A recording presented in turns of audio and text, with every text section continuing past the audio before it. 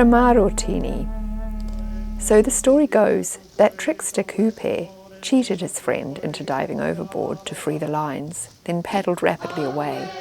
Some whore, best to know that legendary navigators take huge risks and do not make the safest companions. Akune, she asked herself, what do I want, home in Hawaii or the travelling years? What does he want, the waka my father gifted, Matahorua and me? Or maybe unhappiness with the man she'd married drove her to the coast. It's possible she was curious and Hoturapa wasn't the kind of man who liked a journey, so she chose Kupe. Yet even an inveterate traveller might become weary in a waka on the open sea, looking out for landfall. Travelling direct to her destination as the future loomed towards her, she named that radiant land on the horizon, Aotearoa. Kia ora. My name's Briar Wood and this is my poetry collection, Rāwahi. It's more like a collected poems in some ways. It took me many years to write and the poems have been collected from travels all over the world. But it took coming home to get a collection together. I was very fortunate that Kiripia Hana Wong of Anahera Press asked me if I'd like to put a collection together, and that's how Rāwahi came about. I don't see poetry as opposed to other genres. I think they work closely together. I think of poetry as the most concentrated form of language that you can have. It's grams and drams. It's the memory stick of writing.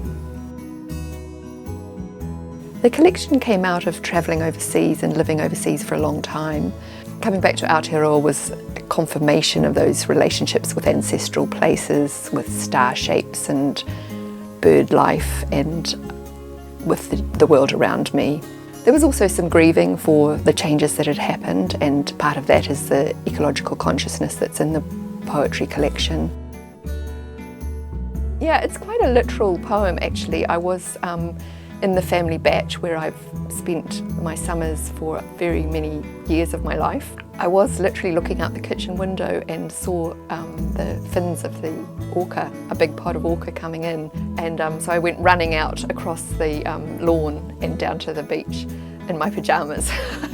Everyone else was still asleep. Solstice dolphins, a flipper in the kitchen window, followed by fins way out in the bay. Like a cry of heva, kahui, or whatever is said at the pa, and Zahara de los Atunes if the bay is full of fish.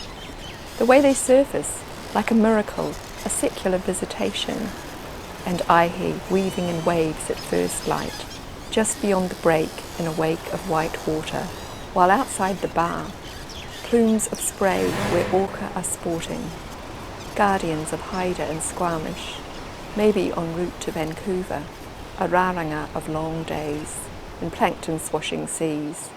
Te moana, ceaseless sea, as close as Rāwahi can be. Poetry is a conversation between the past, present and future, and we can all have a say in it. We have strong tupuna who encourage our writing endeavours. Ka wani ke,